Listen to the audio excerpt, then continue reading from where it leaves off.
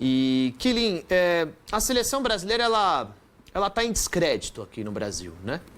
E eu queria saber o impacto da seleção na Europa, tá? Tem apelo um jogo da seleção brasileira? A comunidade europeia, em algum momento, fala sobre a seleção brasileira pensando até na Copa do Mundo de 2026? Ô Ivan, infelizmente a imagem da seleção brasileira não é muito boa. O europeu não acompanha muito o futebol brasileiro, mas sabe o que acontece com a seleção brasileira. Então, se você perguntar do Flamengo, do Corinthians, do Santos, não sabem, mas eles sabem sobre a seleção brasileira. E, infelizmente, a seleção brasileira vive um período de muitas dúvidas, muitos questionamentos. E, é impressionante você ver a força do nosso futebol, né? O Brasil tem, a nossa seleção, o maior instrumento de soft power hoje.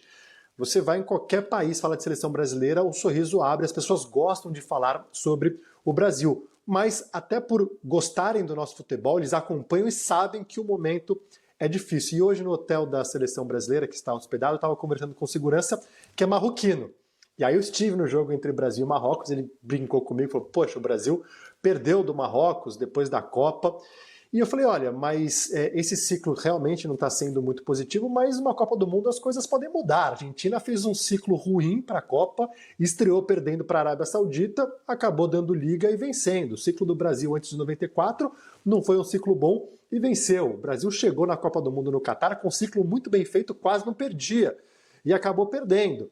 Então ainda existe essa magia de Copa do Mundo, essa magia que a seleção desperta, mas de fato tem muita gente, até mesmo aqui na Europa, com descrédito na seleção, porque sabe do atual momento.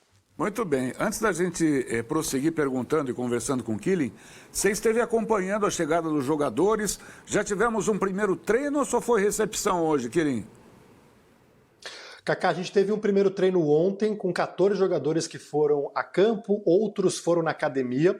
Hoje chegaram 4 atletas, uma turma que veio do Brasil, então o Danilo, Alexandre do Flamengo, Fabrício Bruno do Cruzeiro e o Vitor Roque, mas eles chegaram e praticamente já foram treinar. Então hoje a gente teve o treino completo com os 26 jogadores à disposição e o pessoal realmente vai querer treinar tudo que puder, porque são jogadores que estão tentando provar para o Ancelotti que eles podem estar no grupo que vai para a Copa do Mundo.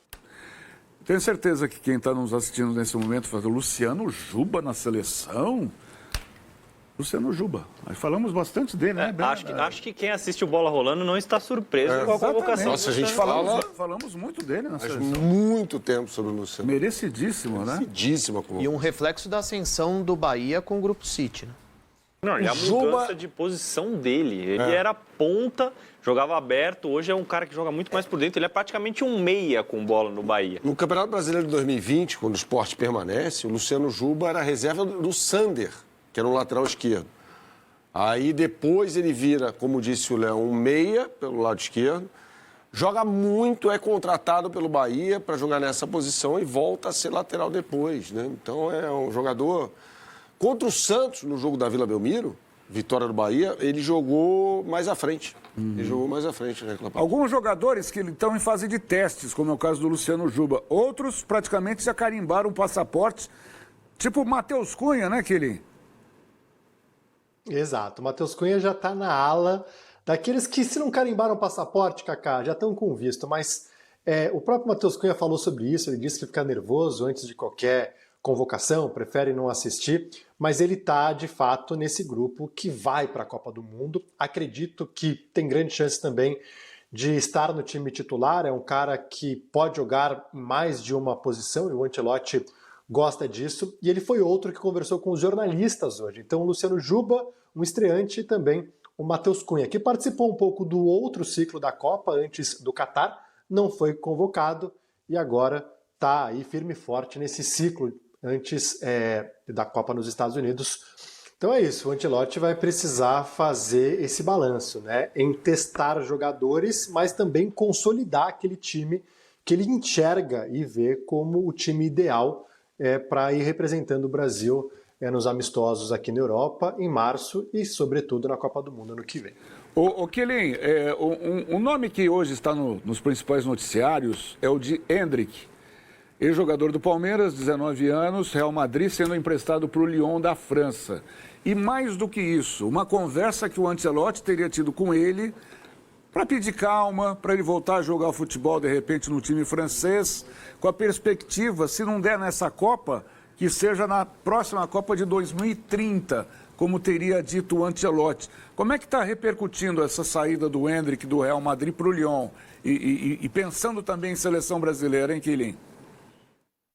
Olha, o Endrick teria que fazer uma temporada muito boa no Lyon para ser convocado para a Copa. O Ancelotti já deixou claro que esses amistosos aqui na Europa são os últimos de testes. Claro que uma vaga ou outra sempre estarão em aberto. Então, o Neymar, de repente, arrebenta no ano que vem, ele vai ser convocado. O Endrick também pode ser convocado, mas eu já acho que ficou tarde. Só que é o seguinte, o Real Madrid, na metade do ano, falou para o Endrick, você pode ser emprestado, por enquanto você não está nos planos, e ele teria dito que queria ficar no Real Madrid, iria brigar por posição e acabou não tendo espaço que ele imaginava que iria ter. Então acabou também sendo um pouco a decisão do Endrick, mas agora chegou no momento que ele entendeu que é melhor sair, ter minutagem, jogar, para quem sabe ali ter uma chancinha de talvez ser convocado em março ou aparecer como uma surpresa na lista em maio, mas é difícil porque o Ancelotti já deixou claro que esses jogos aqui na Europa são praticamente os últimos que ele pretende fazer testes. E aí, meus amigos, você acha que a saída para o Lyon ainda dá tempo do Endrick buscar vaga para a seleção ou já é tarde? Eu acho o Endrick um jogadoraço. Jogadoraço. Eu acho que seria... O Lyon é um time muito bem armado. Tem jogadores bons ali, o Tolisso, né, que é um jogador que atua na França, na seleção francesa por muito tempo, Tagliafico, da Argentina. Então é um time com bons jogadores. Ele pode melhorar bastante, quer dizer, ele pode jogar, né, coisa que não vem acontecendo agora com ele. Então eu acho que seria ótima essa mudança, não sei se vai dar tempo, porque só vai ter mais uma data FIFA antes da convocação final para a Copa do Mundo. Mas o Endrick estaria no meu radar, fosse eu o técnico da seleção brasileira. No meu também estaria, mas eu acho que para essa Copa do Mundo não vai dar. Acho que só um jogador que não foi testado ainda por Carlo Ancelotti poderia aparecer de surpresa ali na lista de março ou então na Copa do Mundo. Neymar Júnior. De resto, acho que vão ser convocados os jogadores que Pedro, foram... Não? Acho difícil, hein, Bera? Sem testar, acho difícil. Não, mas aparecer Então, mas março. tem março ainda. Pode ser, talvez ali numa convocação de março. Mas o ponto que o Quilin colocou é importante. Ele trabalha como teste até essa data FIFA agora. Para março, ele já deve fechar 90%, 80% do grupo dele que estará na próxima Copa do Mundo. O Pedro tem uma característica muito específica que outros jogadores da seleção brasileira não têm, que é aquele centroavante de área. Com características próximas às do Endrick, o Vitor Roque, por exemplo, é um jogador com essa característica. O Caio Jorge pode ser, eventualmente, um jogador com essa característica. Então, acho que ele precisa mais do Pedro para a seleção brasileira do que do Endrick. Mas colocando um e o outro, o Endrick, para mim, é muito mais jogador que o Pedro. A questão é a característica de cada atleta. Vale lembrar que antes da Copa do Catar, o Pedro garantiu a vaga na última data FIFA. O Tite ia levar o Matheus Cunha. E no jogo contra a Tunísia, olha, curiosidade, o Pedro entra, arrebenta com o jogo e é convocado para a seleção brasileira. O Vitor Roque vai ter a oportunidade dele agora. O Richarlison não faz por onde. Né? Nós discutimos aqui a convocação. Fez gol no final de semana no clássico contra o Manchester United. Mas nós discutimos aqui o aproveitamento do Richarlison. Ele não jogou como centroavante, tá? Ele jogou pelo lado esquerdo. Depois, no andamento do jogo, ele virou centroavante. Então eu acho que, por exemplo, o Pedro bem... eu tenho muito comigo essa parada. O Lyon, ele não vai entregar projeção para o Endrick, por mais que ele faça. Se o Pedro fizer alguns bons jogos pelo Flamengo, para mim o Flamengo tem essa capacidade. Como o Palmeiras tem, como muitos jogadores optam em voltar para o futebol brasileiro para estar novamente na vitrine. Eu acho que o Lyon não vai entregar isso. Ele pode arrebentar no Lyon, que dificilmente... O Tottenham tem entregado ao Richarlison a seleção brasileira. Mas aí é porque eles trabalharam juntos com o Endrick, que trabalhou com o Ancelotti, pouco tempo é verdade, mas o Richarlison ainda conseguiu fazer alguma coisa com o Ancelotti no Everton. Acho que depende. Se ele for artilheiro do campeonato francês, ele vai chamar a atenção. O Ancelotti teria ligado, pelo menos o que diz a imprensa aqui, ligado para o Endrick para acalmar, dizer, ó, você vai ter seu lugar na seleção, se não for agora, vai ser em 2030, enfim. Agora, o Quilin, para encerrar de minha parte, pelo menos, não sei se os colegas ainda têm alguma coisa com você aí, sobre a convocação do John, do Forest. Foi uma surpresa, porque o Hugo Souza acabou sendo cortado, né, por lesão, e o departamento Tafarel da seleção, né, que é quem mexe com os goleiros é o Tafarel, acabou optando o John, que joga ainda na Inglaterra, né, Quilin? Isso, joga no Nottingham Forest, acabou não sendo uma surpresa, a logística também ajuda, mas o Ancelotti já tem o Alisson como praticamente o goleiro titular, né? Claro que o Alisson enfrenta alguns problemas físicos de lesões, mas ele ali é praticamente. O Ederson já era para estar na lista que o Ancelotti convocou nos amistosos no mês passado, na Ásia, também teve um problema de lesão. E aí tem uma definição do terceiro goleiro.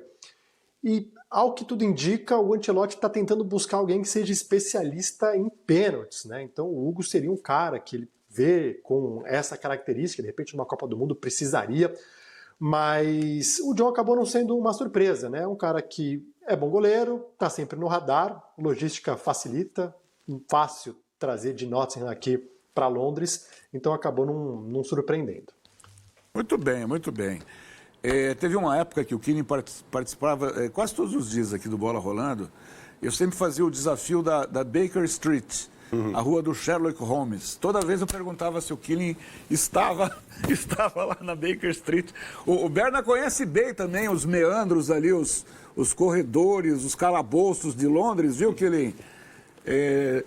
Se quiser provocar o Bernardo conhece tudo aí nos cantos da Saudade daí, pô. Da capital da Inglaterra. Muito legal. Cidade bárbara. Ô, Cacá, se você me permite, pra encerrar. uma última pergunta, que a gente já te libera aí, já agradecendo a sua participação e tal. Eu vou fazer aqui um preâmbulo, você vai entender onde eu vou chegar no que diz respeito ao amistoso da seleção brasileira. A Inglaterra vem sofrendo muito com os ingressos caros e, por consequência, atmosferas péssimas nos estádios, né? Você tira aí o Selhurst Park do Crystal Palace, o St. James Park do Newcastle, que não fica em Londres, né? O Anfield de Liverpool. E o resto parece igreja, parece biblioteca, né? Principalmente o Emirates, onde o Brasil vai jogar.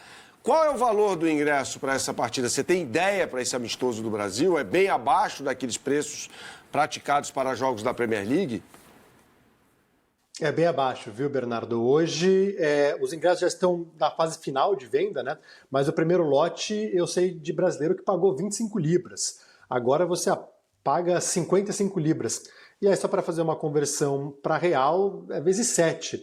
Mas aqui, por exemplo, para você pagar 25 libras, o salário mínimo é de 12 horas. Então, se o cara trabalhar 2 horas, ele tem condições de comprar o ingresso. Então, são 55 mil ingressos que já foram vendidos, expectativa de casa cheia. O Reino Unido tem a segunda maior comunidade de brasileiros na Europa, atrás apenas de Portugal. Então, oficialmente, você tem mais de 200 mil brasileiros aqui, mas tem muito brasileiro com passaporte espanhol, passaporte português. Tem também os europeus que vão querer ver a seleção brasileira. Então, vai ter uma presença grande da comunidade brasileira, mas muito por conta também desse ingresso mais acessível. 25 libras acaba sendo um preço acessível para os padrões daqui.